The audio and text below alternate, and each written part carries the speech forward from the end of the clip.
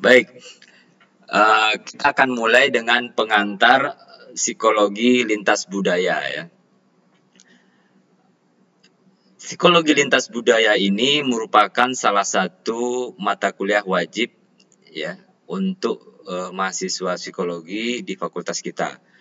Jadi psikologi lintas budaya ini berkaitan ya bagaimana kita memahami psikologi dalam perspektif budaya. Tetapi tidak hanya satu budaya saja, tetapi lebih dari satu budaya, minimal 2 budaya. Jadi psikologi lintas budaya namanya. Karena nanti ada istilahnya dengan psikologi budaya gitu ya. Ada psikologi indigenous gitu. Nanti kita akan sampai ke sana. Apa tujuan dari pembelajaran kita? Yang jelas, yang pertama adalah kita memahami definisi dan konsep dalam psikologi lintas budaya. Kedua, memahami tujuan, ruang lingkup, dan pendekatan dalam psikologi lintas budaya. Dan yang terakhir, memahami pola hubungan psikologi dan budaya. Jadi, sebagai suatu pengantar, kita mendapat gambaran yang umum, yang komprehensif tentang apa, kenapa, dan untuk apa kita belajar psikologi lintas budaya. Di semester lalu ya, sebelumnya mungkin kalian sudah belajar psikologi ya, psikologi sosial, psikologi umum gitu ya, atau perkembangan, atau mungkin sudah mulai belajar tentang klinis ya.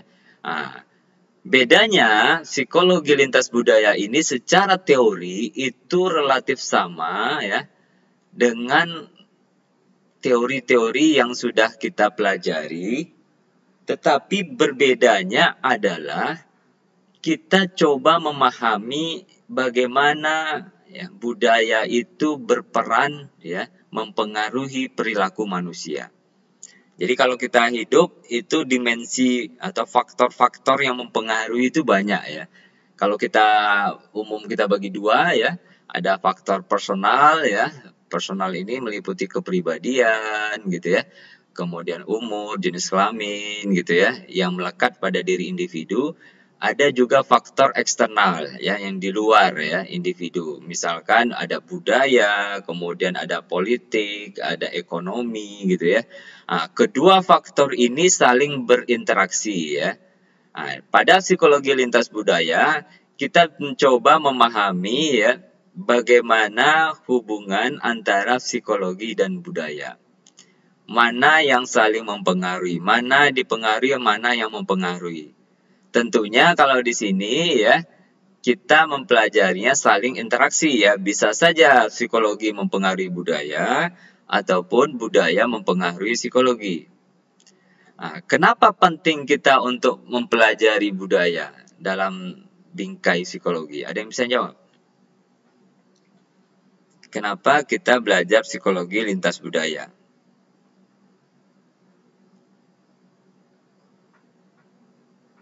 Ada yang bisa jawab? Ya bukan karena kewajiban ya, selain itulah. Nah, kenapa kita mempelajari psikologi lintas budaya? Ada?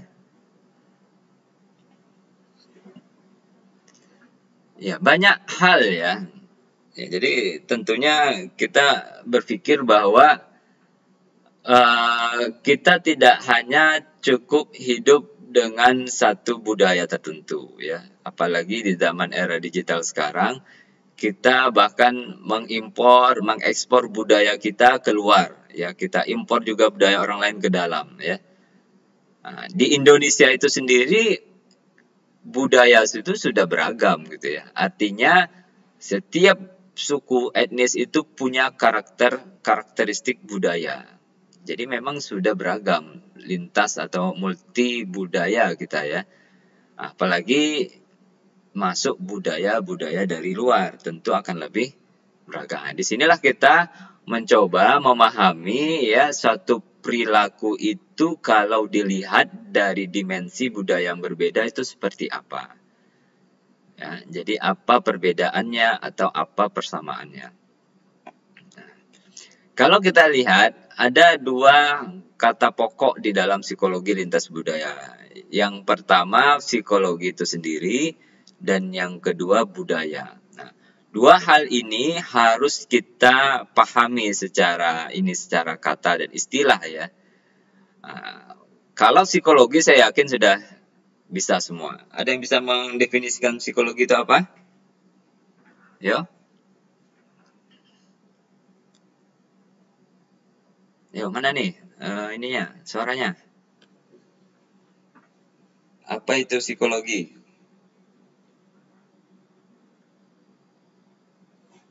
Masa nggak ada yang bisa satu kelas?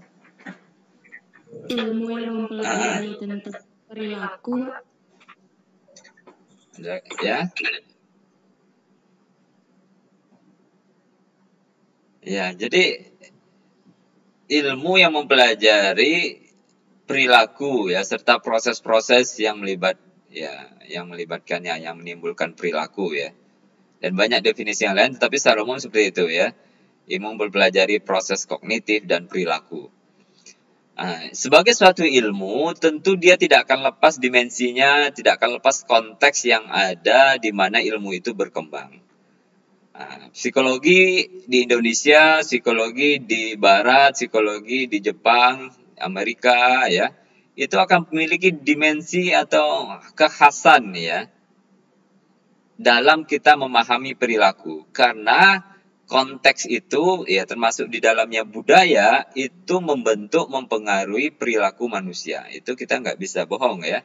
Maka saya minta kemarin tugas pertama individu adalah membuat pengalaman psikologis ya, dalam kaitannya interaksi dengan budaya ya.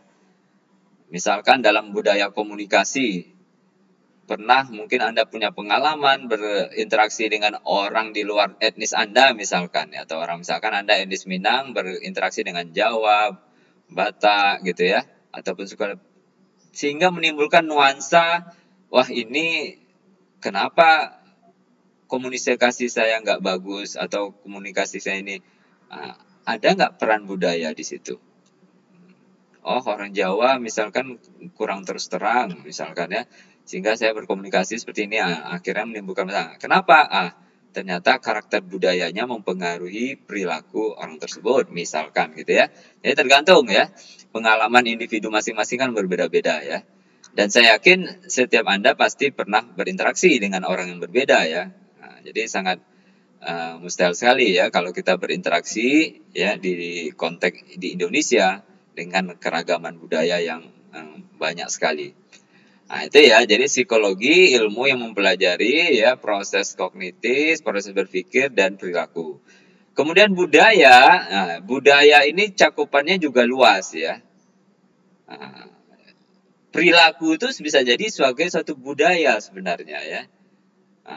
Budaya ini yang kita maksud di sini ya, kalau kita bicara pikiran luasnya ya sesuatu yang diciptakan ya manusia, mulai dari pakaian ya, mulai dari tata cara, aturan itu budaya gitu ya, yang melekat pada suatu etnis tertentu gitu ya. Karena setiap etnis itu punya keragaman budaya. Ya. Oke, kita bisa lihat di sini ya. Ini ya. Definisi dari psikologi itu sudah saya ini kan. Tujuan psikologi adalah memahami, menjelaskan, memprediksi perilaku manusia ya.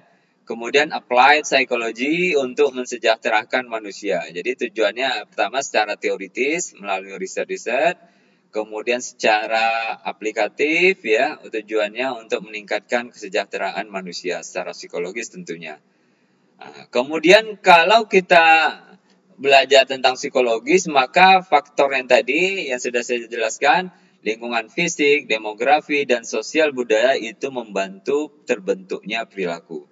Coba kalau Anda ya baca teori atau pernah dengar teori dari teori lingkungan ya, dari Kurt Lewin, yaitu perilaku itu proses interaksi antara ya lingkungan dengan person gitu ya.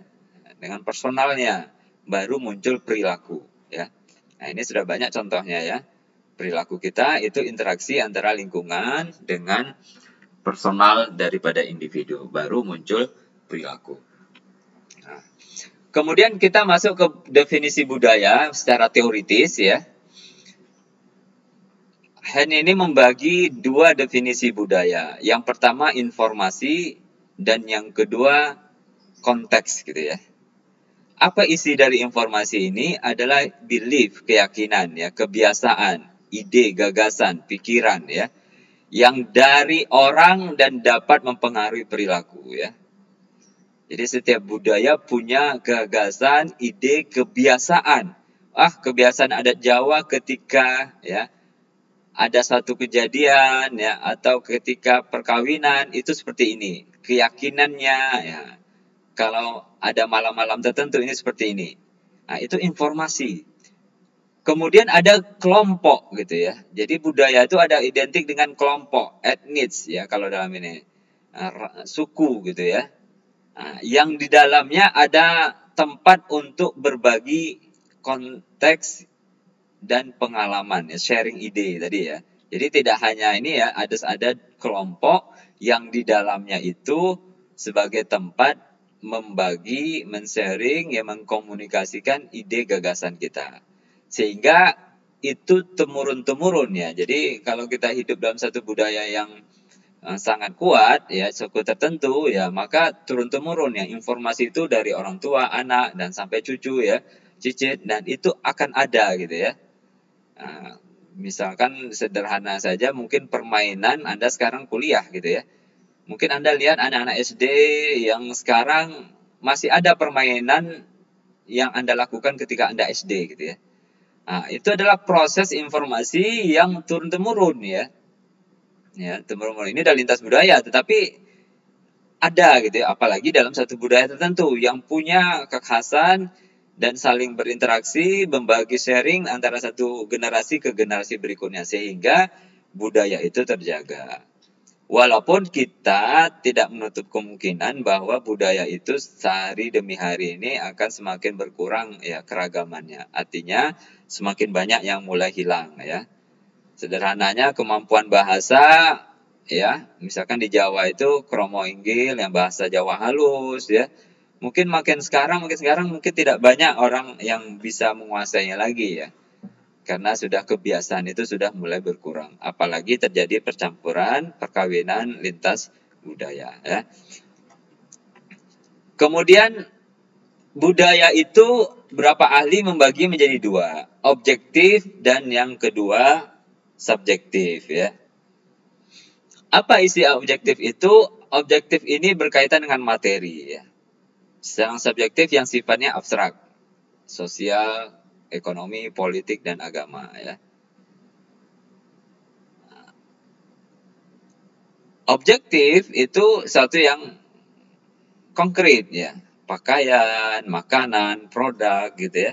Itu budaya. Nah, kalau subjektif, khusus agama ini, kalau khusus kita, agama itu bukan produk budaya ya.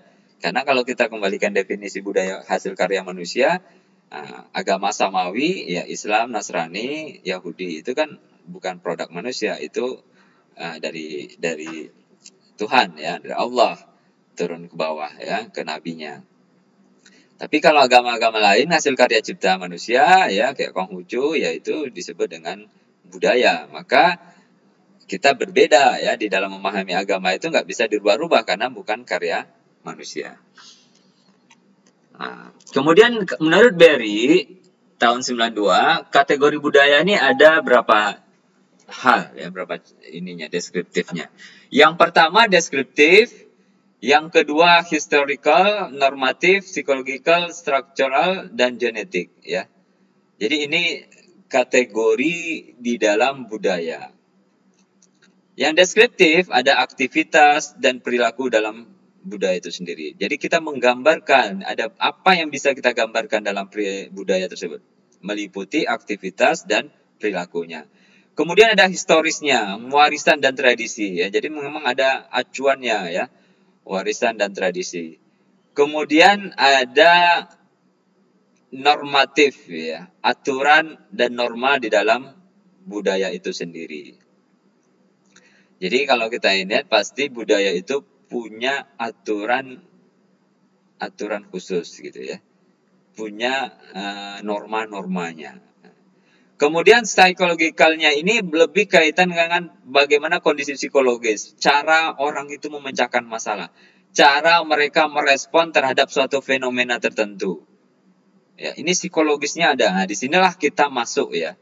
Karena kalau pendekatan budaya itu ada studi sendiri, misalkan antropologi ya. Kemudian kalau pada sistemnya adalah ada bicara sosiologi.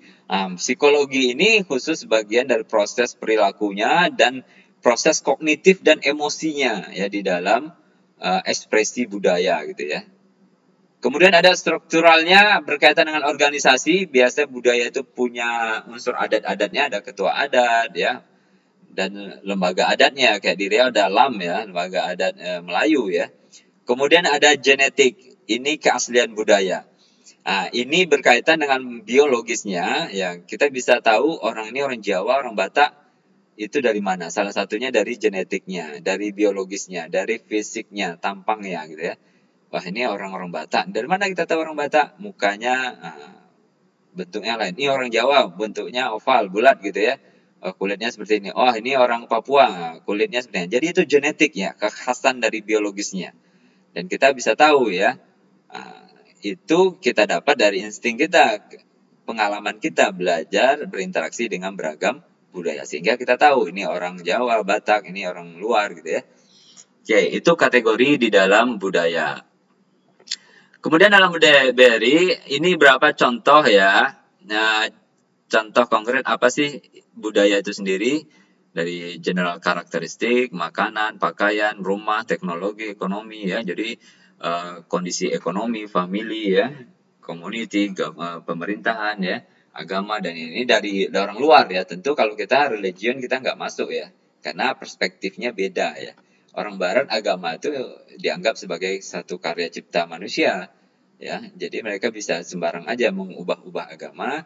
Nah, di kita agama itu sebagai sesuatu yang sakral, ya, sesuatu yang harus dijaga. Oke, ini tentang budaya. Kemudian Triandis, ya, dia membagi budaya itu menjadi dua, kolektif dan individualis, ya. Jadi budaya kolektif dan individualis ini sebenarnya cara kita mensederhanakan yang memahami budaya secara global ya, kolektif dan individualis. Nah, kolektif itu ya cenderung memandang suatu berdasarkan kelompoknya ya. Jadi budaya kolektif itu mementingkan hubungan vertikal.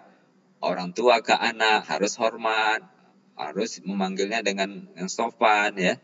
Di barat bukan yang nggak ada seperti itu, tetapi tidak sekuat dengan yang ada di timur. Jadi kalau kita bandingkan arah, kolektif itu timur, individualis itu barat gitu ya. Ya, barat itu ya negara-negara barat ya. Tapi bukan negara ya, misalnya Australia walaupun dekat dengan Indonesia, tapi dia masuk karena orang-orangnya banyak orang barat ya, impor dari Inggris dan macam-macam, ya itu masuk pada individualis. Bukan individualis secara karakteristik ya. Maksudnya ini individualis cara dia memahami semua hal ya.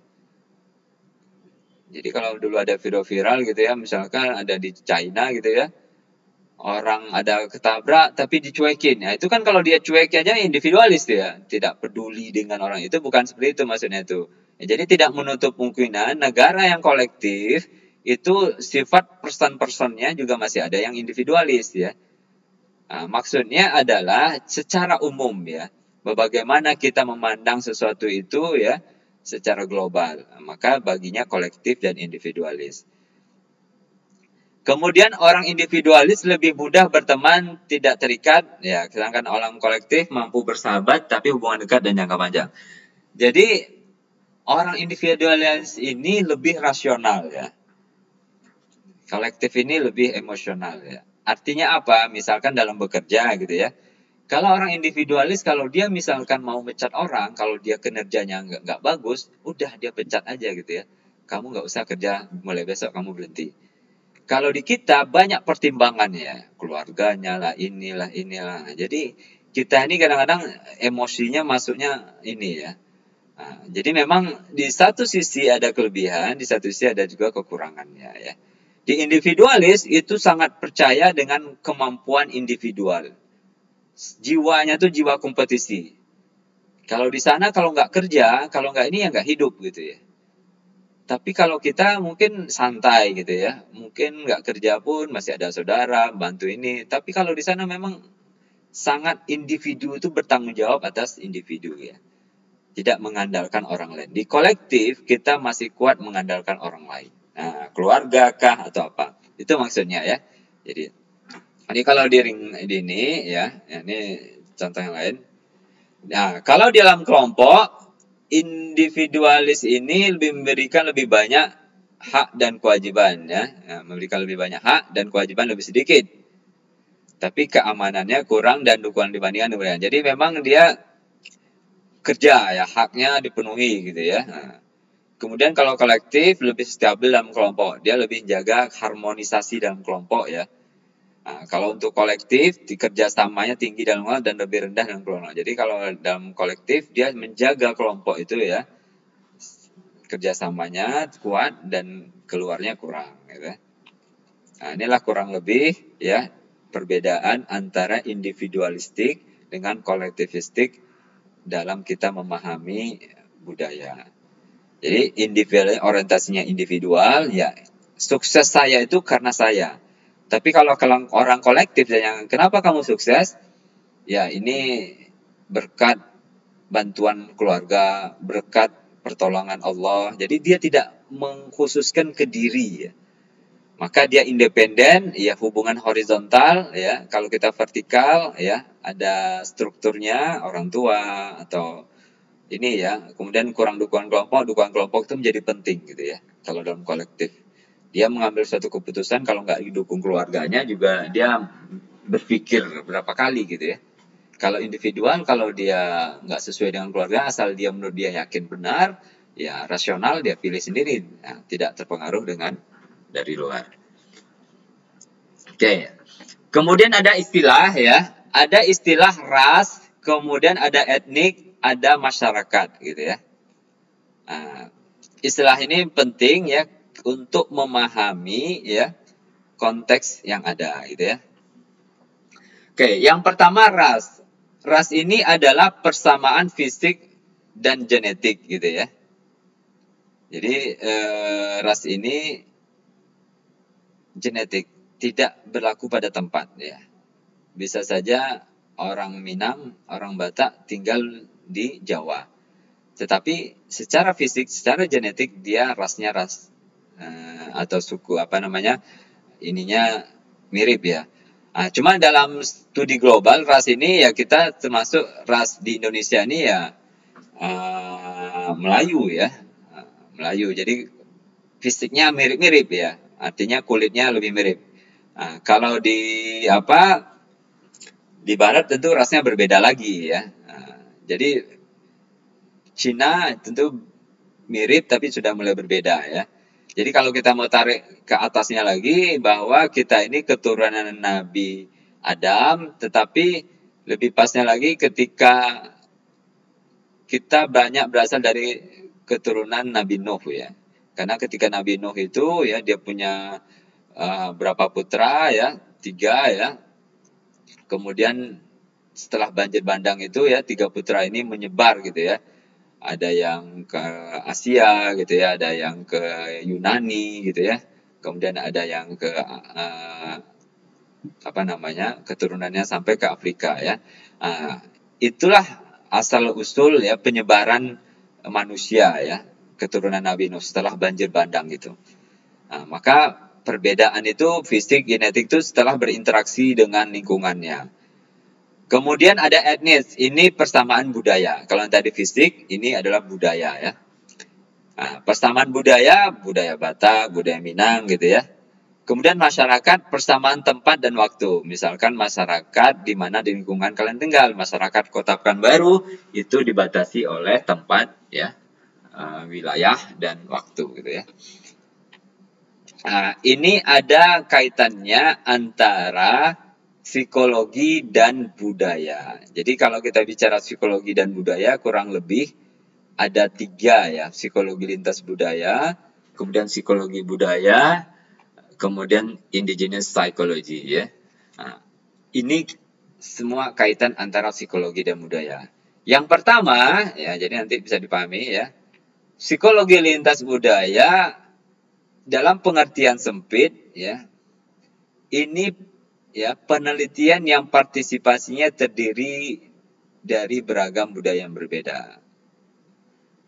Nah, dalam pengertian yang luas menurut Matsumoto, pemahaman atas apa kebenaran dan prinsip psikologis yang bersifat universal atau khas budaya berlaku terhadap budaya tertentu. Jadi dia berusaha memahami ya prinsip psikologis yang ada yang universal, ada yang khas, yang ada pada budaya tertentu maupun lintas budaya ya. Jadi itu namanya definisi dari lintas budaya. Kemudian ada juga ya dari Berry dan kawan-kawan gitu ya. Ya, dia mengatakan ya intinya adalah studi yang berkaitan ya mempelajari kesamaan dan perbedaan individual ya fungsi psikologis ya di berbagai setting budaya ya dan etnis ya. Jadi dia mengkaitkan antara variabel psikologis, sosiokultural, ekologikal ya, biologikal ya dan terjadi pada budaya tertentu. Jadi dia mengatakan studi melihat persamaan dan perbedaan ya dari fungsi psikologis individu di berbagai konteks budaya. Sedangkan Triandis mengatakan psikologi itu mengumpulkan data dari beberapa budaya, membandingkan dan melihat perbedaan dalam upaya menghasilkan pengetahuan yang sifatnya universal. Jadi bisa kita gambarkan bahwa psikologi lintas budaya ini ya mempelajari, memahami ya perilaku psikologi, perilaku manusia, psikologis, kognitif, emosi ya yang meliputi persamaan dan perbedaannya dalam berbagai setting budaya. Jadi itu lintas ya. Jadi ingat lintas budaya itu berarti antar budaya ya. Nah, tujuannya adalah untuk pengujian hipotesis, ya, validity, aplikasi pada budaya lain. Kemudian yang kedua, eksplorasi budaya dan menemukan variasi psikologis. Kemudian yang terakhir, integrasi psikologis. Jadi, psikologi lintas budaya ini mencoba kita melakukan pembuktian hipotesis ya, dugaan kita. Oh, ternyata orang Jawa ini kalau komunikasinya dipengaruhi oleh personalitinya. Itu orang Jawa. Sekarang kita ingin buat itu orang Batak berperan nggak hipotesis yang kita ajukan ini. Di Barat bagaimana gitu ya. Nah, jadi itu ya. Jadi kita menguji hipotesis, mengeksplorasi budaya dan menemukan apa yang khas di dalam budaya-budaya yang ada. Dan terakhir integrasi psikologi. Nah, apa itu prinsip-prinsip dasar lintas budaya? Oke ya, jadi itu ya. Nah, sebelum masuk ke sini kita ke ini dulu ya. Jadi itu ya, jadi pengertian psikologi lintas budaya ini. Yang berikutnya psikologi budaya. Apa bedanya? Bedanya sebenarnya tidak ada kata lintas ya. Maka fokusnya pada satu budaya. Kalau lintas budaya minimal 2 budaya, membandingkan persamaan, perbedaan budaya. Kalau psikologi budaya khusus mempelajari bagaimana budaya itu mempengaruhi ya psikologis, kognitif, afektif dan perilaku individu pada budaya tertentu. Misalkan Anda memahami ya perilaku budaya orang Jawa dalam misalkan menghadapi ya malam atau nama malam Maulid gitu ya. Nah, punya khasan budaya tertentu. Nah, itu budaya ya, psikologi budaya. Dia tidak membandingkan tetapi memahami satu konteks, satu budaya ya berkaitan dengan perilaku, hubungan antara psikologi dan budaya. Kalau indigenous ya, kalau indigenous ini asli ya. Psikologi ya ada juga mengatakan psikologi native psychology ya. Nah, maksudnya psikologi indigenous ini adalah kita memahami perilaku manusia itu berdasarkan tempat ya. Jadi bukan berdasarkan budaya ya, tempat. Tempat itu apa? Berdasarkan letak geografis. Misalkan saya ingin memahami perilaku masyarakat Pekanbaru dalam konteks ini, isu ini. Nah, masyarakat Pekanbaru ini kan tidak hanya satu budaya, lebih dua budaya, ada budaya Batak, Minang, Jawa. Maka kalau kita memahami sesuatu perilaku itu berdasarkan tempat, maka itu dinamakan psikologi indigenes ya.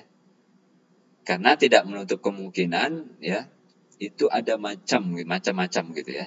Ada budaya A, budaya B, budaya C berinteraksi sehingga menghasilkan budaya yang baru, perilaku yang baru. Gitu ya. Jadi itu bedanya psikologi lintas budaya, psikologi budaya dan indigenous psychology. Oke, sekarang kita udah fokus sesuai dengan mata kuliah kita psikologi lintas budaya ya. Nah, prinsip dasar lintas budaya menurut chat ini ya. Yang pertama adalah orang melihat dan mengevaluasi orang lain dari perspektif mereka sendiri. Ya. Jadi kita kadang-kadang memahami orang lain itu dari perspektif kita. Kalau budaya kita orang Jawa, kok orang Batak nih kalau bicara kok marah-marah. Nah, itu kita memahami, mengevaluasi budaya orang dari perspektif kita sendiri. Ya.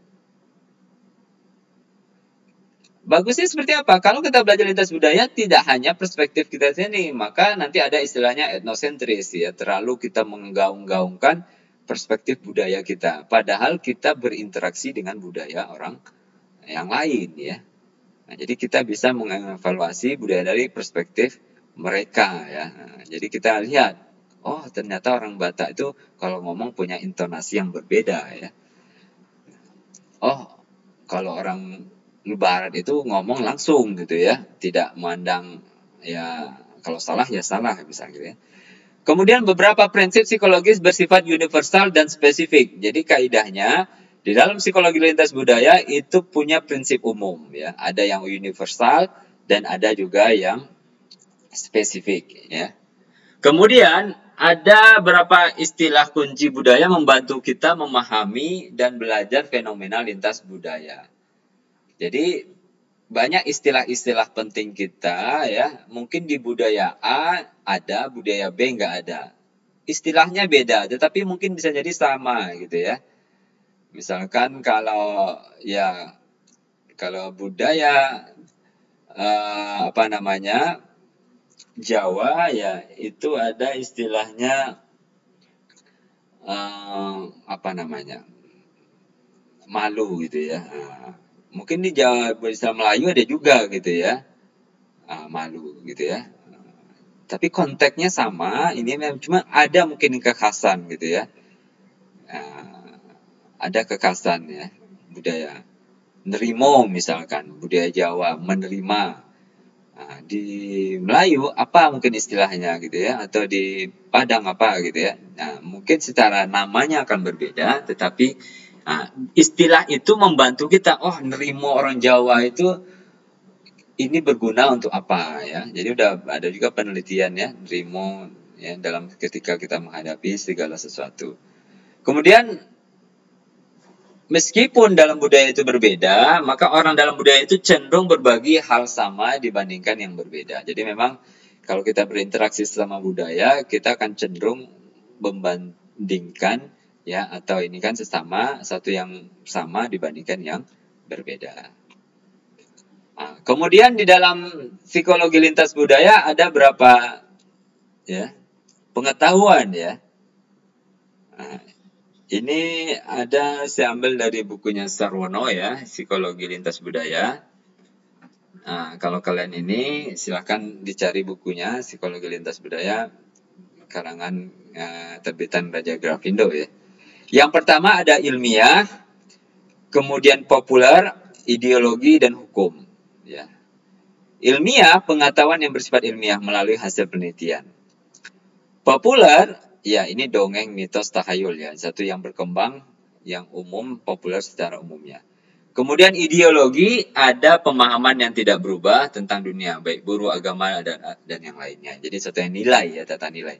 Dan hukum mengatur fungsi dan perilaku manusia. Jadi setiap budaya itu punya norma hukumnya ya. Walaupun bisa saja itu akan berbeda dengan hukum positif ya. Tapi punya norma hukumnya ya.